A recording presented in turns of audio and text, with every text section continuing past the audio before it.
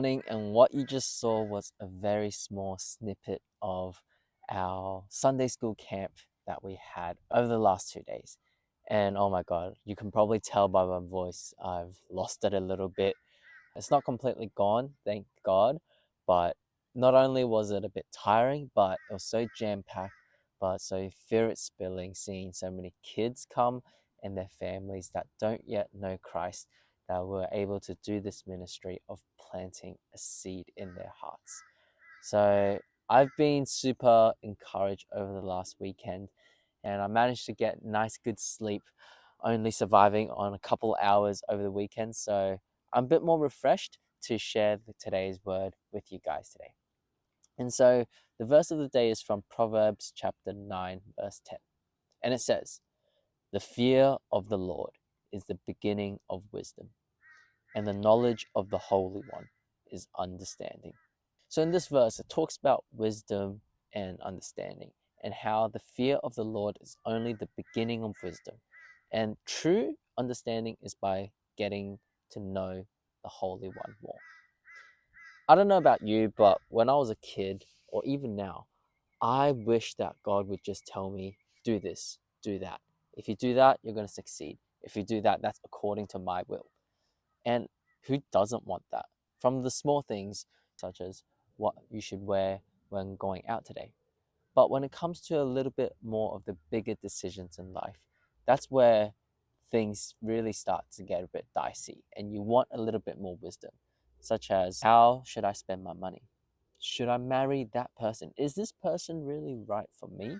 Is that the person that you prepared for me, God?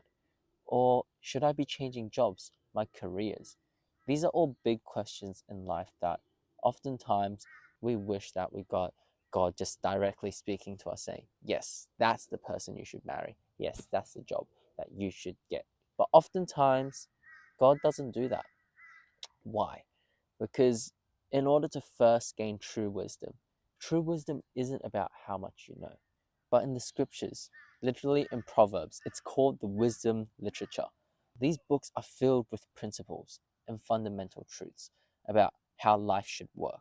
And Proverb is one of those books that tell you, if you do the right things, good things will follow. But if you do the wrong things, then bad things will follow. In reality, it doesn't really end up that way, but Proverbs suggests that there is that positive association between following wisdom in your life. So the wisdom that we should follow today is fear God, and that is the beginning of wisdom. But at the same time, what does fearing God mean?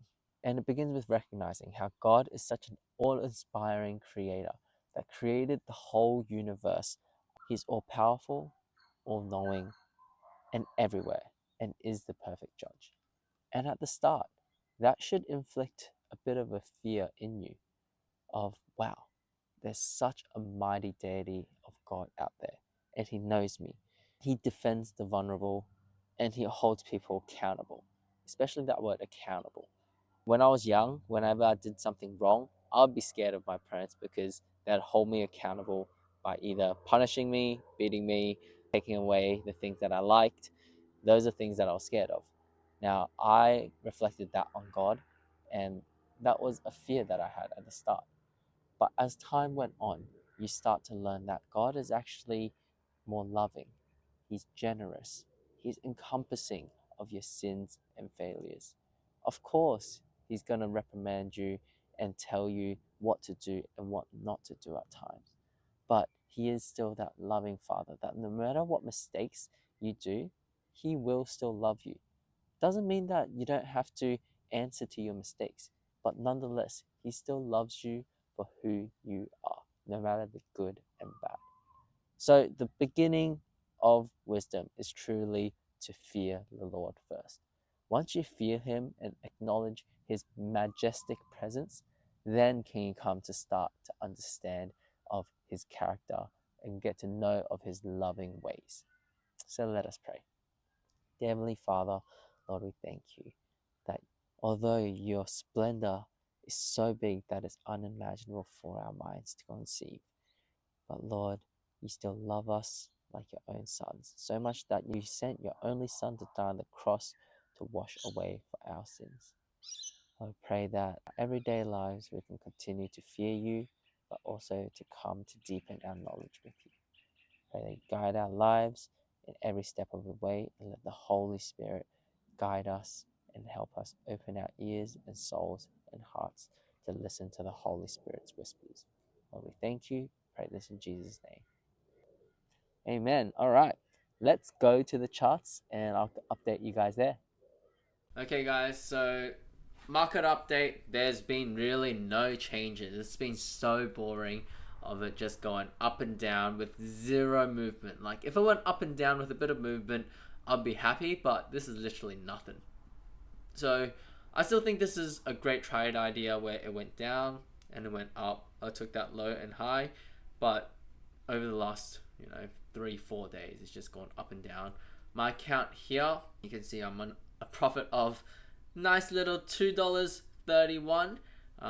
Balance is currently down around $200. So if I just show you my history, profit minus $248. So I was hoping to actually get that reduced to at least a little bit of profit so that I can make that first withdrawal on my reward day maybe in a couple days, but it's not gonna happen. I don't think so. We'll see how God leads me, but it is going to be what it is, and I'm gonna just keep learning, doing bar replays, and testing out the strategy. That's it really for today. I'll see you guys tomorrow.